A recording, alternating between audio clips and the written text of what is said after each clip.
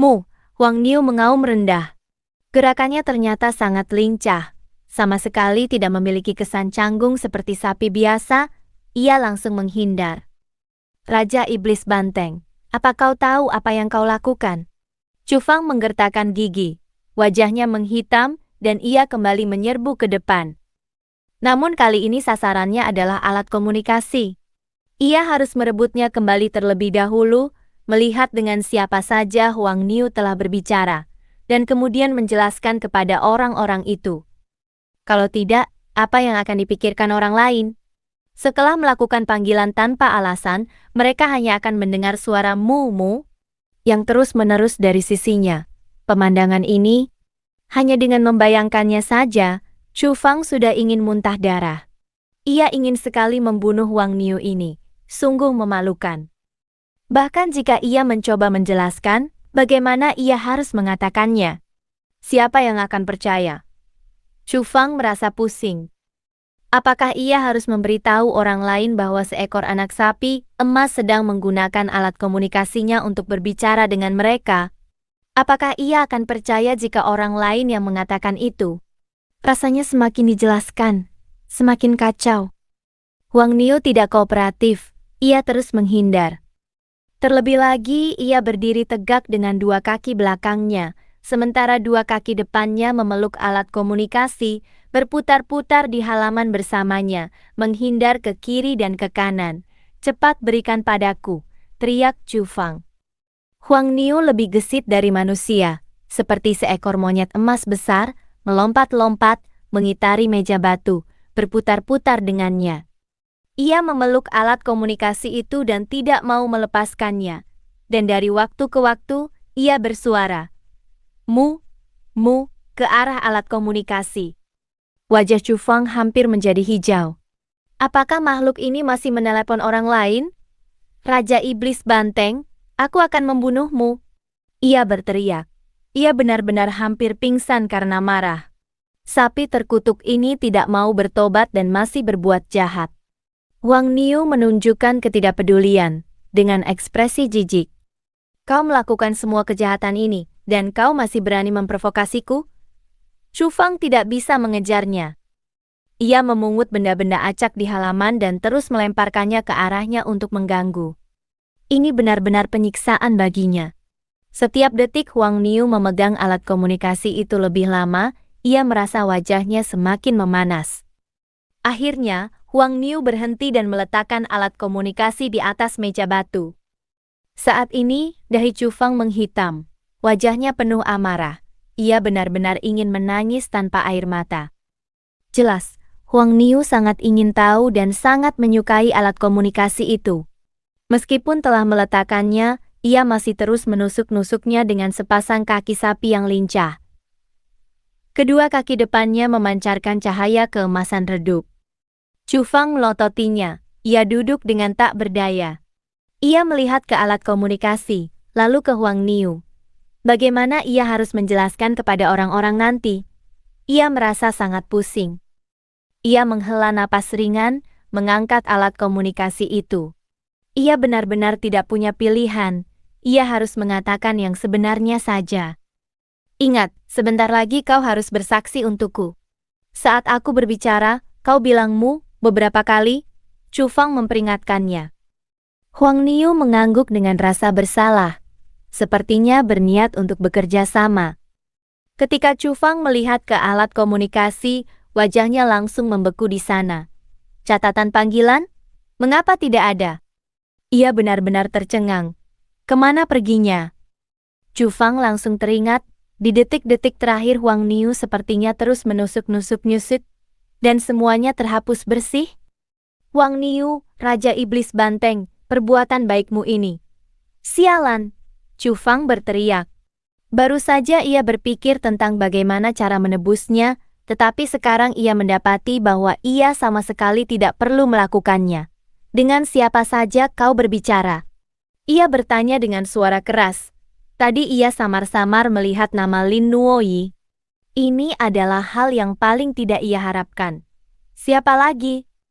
Huang Niu menggelengkan kepalanya, menunjukkan ekspresi polos yang berarti ia juga tidak tahu. Bagaimana kau bisa masuk ke daftar kontak? Chu Fang benar-benar agak gila. Namun, ketika ia menekan sepasang kaki sapi emas yang terkutuk itu, ia merasakan suhu di atasnya, dan langsung mengerti. Kau masih tertawa? Tunggu saja. Suatu hari aku akan menghubungi seorang koki, dan mengadakan pesta hidangan sapi lengkap saat kau tertidur. Chu Fang mengancam dengan marah. Saat ini, alat komunikasi berkedip, Zhou Chuan mencarinya. Setelah tersambung, suara keras si gendut Zhou langsung terdengar, berteriak. Raja Iblis Banteng, kau anak sapi, kau benar-benar menjadi siluman. Kau berani menggangguku berulang kali. Ini aku, Chu Fang menanggapi. Ah, terima kasih Tuhan, akhirnya kembali ke tanganmu. Sapi di rumahmu itu sudah jadi siluman. Tadi ia terus-menerus menggangguku. Setelah aku tutup, ia menelepon lagi, mu, tanpa henti. Setelah panggilan berakhir, wajah Chu Fang menjadi kaku. Ia bisa membayangkan apa yang telah dilakukan sapi bodoh ini. Siapa lagi yang telah diganggunya berulang kali? Si gendut Zhou masih bisa diatasi, lagi pula ia pernah melihat sapi ini, jadi tidak perlu penjelasan. Nada dering yang merdu berbunyi, alat komunikasi berdering lagi. Chu Fang mengambilnya, dan melihat itu adalah teman kuliahnya Ye Xuan. Chu Fang, kau baik-baik saja? Tanya Ye Xuan. Aku baik-baik saja. Dengarkan aku, tadi itu benar-benar bukan aku. Chu Fang sambil berbicara membuat isyarat kepada Huang Niu agar ia bekerja sama. Tetapi sapi sialan ini tidak bergerak, hanya melotot padanya. Tidak peduli bagaimana ia memberi isyarat, Huang Niu tetap tenang, tidak mengeluarkan suara sedikit pun. Aku mengerti, aku paham. Kau baru saja putus dengan Lin Nuoyi. Suasana hatimu sedang buruk, tetapi minum terlalu banyak tidak baik untuk kesehatanmu. Kurangi minumnya. Kalau tidak ada apa-apa lagi, aku tutup ya. Ye Xuan mengakhiri panggilan. Aku minum minuman apa? Chu Fang mendengarkan nada sibuk di ujung sana, merasa tertekan dan tidak berdaya, benar-benar tidak bisa menjelaskan. Sapi sialan, kemarilah. Bukankah kita sudah sepakat? Kau akan bersaksi untukku. Chu Fang melototinya. Alat komunikasi berdering lagi. Masih teman kuliah, Su Lingxi, seorang gadis yang sangat cantik. Chu Fang langsung mengerti. Setelah Wang Niu mengganggu Zhou Chuan, ia mungkin membuka daftar kontak teman kuliahnya. Su Lingxi, dengarkan penjelasanku. Kali ini ia mencengkeram salah satu tanduk emas Huang Niu. Ia harus membuatnya menebus kesalahannya, dan ia berencana untuk mengaktifkan panggilan video. Tetapi Su Lingxi tidak memintanya menjelaskan banyak. Ia langsung tertawa, katanya, apakah kau akan memberitahuku bahwa ada seekor sapi di sisimu, dan semua itu perbuatannya? Dan kau juga akan mengambil foto untuk dikirimkan padaku? Baik, aku percaya. Tapi Chu Fang, ini tidak seperti dirimu. Bukankah kau biasanya sangat bebas? Putus dengan Lin Nuoyi, ya putus saja, kenapa harus minum sampai mabuk? Oh ya, akhir-akhir ini di mana-mana tidak aman. Kurangi minumnya, jaga kesehatan, dan lindungi dirimu baik-baik. Tidak usah banyak bicara lagi. Aku ada urusan penting yang harus diselesaikan. Sampai jumpa. Chu Fang tertegun, panggilan telah berakhir. Itulah gaya Su Lingxi. Ia sangat cantik, mungkin juga bisa disebut keren. Ia melakukan segalanya dengan cepat dan bersih, sangat bebas. Setelah waktu yang lama, Chu Fang baru menatap Huang Niu. Katanya, sapi sialan, kau membuatku menderita. Huang Niu menunjukkan ekspresi polos yang berarti ia siap menebus kesalahannya. Sayangnya ia tidak diberi kesempatan. Chu Fang menunggu sangat lama, akhirnya tidak ada lagi yang menghubunginya. Mungkin hanya beberapa orang ini saja. Ia menarik napas lega. Di sampingnya, Huang Niu mengangguk dengan tegas, tampak sangat yakin, menyatakan bahwa tidak ada masalah lagi, hanya beberapa orang ini saja. Apa yang kau anggukan sembarangan, jelas masih ada satu lagi. Bagaimana aku harus berbicara dengannya? Chu Fang yakin, Lin Nuoyi pernah dihubungi, karena ia melihatnya tepat saat ia kembali. Ia terdiam sesaat, mendorong kepala Huang Niu yang mendekat, lalu bersiap untuk menelepon Lin Nuoyi. Alat komunikasi tersambung. Terdengar musik yang sangat menenangkan di sana. Chu Fang tidak langsung berbicara. Mengenai Lin Nuoyi, ia tidak ingin menjelaskan secara resmi. Mungkin ia juga pasti mengerti, ia tidak akan sejahil itu. Tidak ada suara di ujung alat komunikasi. Lin Nuoyi juga tidak berbicara. Keduanya terdiam. Samar-samar, mereka bisa mendengar napas masing-masing. Hal ini berlangsung selama setengah menit. Tiba-tiba, Wang Niu mendongakkan kepalanya, langsung menyerbu ke dekatnya, dan mengaum keras ke alat komunikasi yang membuat telinga Chu Fang berdenging.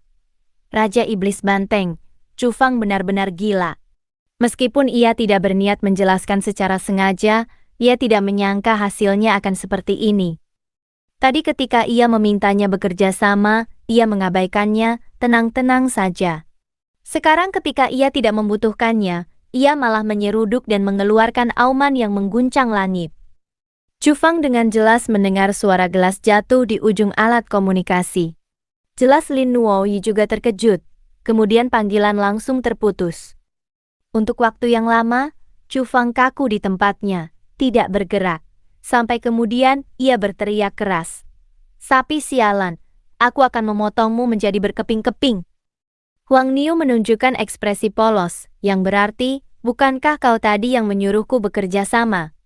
Halaman itu dipenuhi dengan teriakan manusia dan auman sapi, setara dengan ayam terbang dan anjing melompat, tidak bisa tenang. Hingga akhirnya, Chu Fang kelelahan. Ia langsung lari kembali ke kamar untuk tidur. Ia tidak peduli lagi, biarlah terjadi apa yang terjadi. Setelah bangun tidur, hari sudah mulai gelap. Chu Fang menyiapkan makan malam yang mewah untuk menghadiahi dirinya sendiri. Inilah kelebihannya, ketika menghadapi hal-hal yang mengganggu, cukup makan besar saja. Meskipun tadi ia ingin memotong sapi itu, kini amarahnya sudah mereda. Ia tetap menyiapkan rumput hijau dan beberapa buah segar untuknya. Pada malam hari, Chu Fang menonton berbagai berita. Ia sangat memperhatikan perkembangan mutasi di berbagai tempat. Tiba-tiba, baik televisi maupun alat komunikasi menjadi tidak stabil, sinyalnya kabur. Ini membuat hatinya sedikit mencelos. Ia tahu satelit di luar angkasa kemungkinan besar sedang diserang. Akhirnya, gangguan itu hilang. Jejaring internet menjadi riuh. Karena beberapa berita semi-resmi menyebar bahwa tanaman-tanaman mengerikan di luar angkasa telah dibersihkan, hampir semuanya disingkirkan. Chu Fang merenung. Apakah benar-benar sudah bersih? Malam semakin larut. Setelah melihat beberapa laporan lain, ia menjadi sedikit khawatir. Ia tidak berpikir misi telah berhasil. Karena banyak daerah mulai bermutasi secara total. Seseorang mengirimkan foto yang jelas. Di luar pintu rumah keluarga itu, tiba-tiba muncul puluhan gunung besar, menjulang tinggi dan megah, setinggi awan, seperti dalam mitos. Laporan lain mengatakan, seorang pemuda ingin pergi ke kota tetangga yang berjarak 5 km. Tetapi ia harus mengemudi sejauh 50 km barulah ia tiba. Saat ini, tidak hanya terbatas pada tempat-tempat seperti Gunung Songshan, Gunung Wangwu, dan Pegunungan Taihang. Banyak tempat memunculkan fenomena yang tak terbayangkan. Ratusan dan ribuan gunung raksasa, air terjun perak menggantung. Ya Tuhan, apa yang terjadi? Mengapa Gunung Wuyi menjadi berkali-kali lebih besar dan ada beberapa daerah yang tidak diketahui? Puncak utama Gunung Wa menjulang ke langit, memancarkan cahaya 10.000 meter. Area ini telah membesar beberapa kali, muncul puncak-puncak gunung terjal yang tak terhitung jumlahnya, mengalirkan cahaya merah. Ini adalah informasi yang tersebar di internet dari berbagai tempat, dan masih banyak lagi. Mutasi tampaknya terjadi dalam satu langkah, tidak terbatas pada tempat tertentu. Gunung-gunung dan sungai-sungai besar di mana-mana telah berubah. Kabut mengepul. Energi spiritual melonjak, burung buas dan monster tersembunyi. Semuanya menjadi sangat berbahaya. Tanah retak, listrik padam, komunikasi gagal, bangunan runtuh, dan lain-lain terjadi bersamaan. Situasinya sangat parah. Jauh di malam hari, Chu Fang duduk sendirian dengan tenang di kamarnya. Ia tahu bahwa apa yang harus datang, akhirnya datang juga. Mutasi yang paling intens telah tiba. Dong, pintu berbunyi. Huang Niu mengeluarkan suaramu. Chu Fang membuka pintu. Anak sapi emas memberi isyarat agar ia mengikutinya ke halaman. Kemudian Huang Niu duduk bersila dengan dua kaki belakangnya, mendongak menghadap bintang-bintang di langit, dan mulai melakukan teknik pernapasan khusus itu, menyuruhnya untuk ikut melakukannya. Chu Fang terkejut. Huang Niu sedang mengawasinya. Ia menenangkan diri dan bernapas sesuai ritme aneh itu, merasakan energi vital kehidupan yang berlimpah dari seluruh langit. Cahaya bulan lembut, samar-samar dan kabur. Seolah ditarik, cahaya itu menyinari tubuhnya, semakin lama semakin pekat, hingga akhirnya membentuk gumpalan cahaya putih kabur, sangat suci. Selain itu, bintang-bintang yang tak terhitung jumlahnya juga menaburkan esensi, berubah menjadi sungai-sungai kecil yang tak terhitung jumlahnya, mengalir perlahan. Chu Fang tidak bergerak, diselimuti oleh cahaya bulan, di sana tampak samar-samar.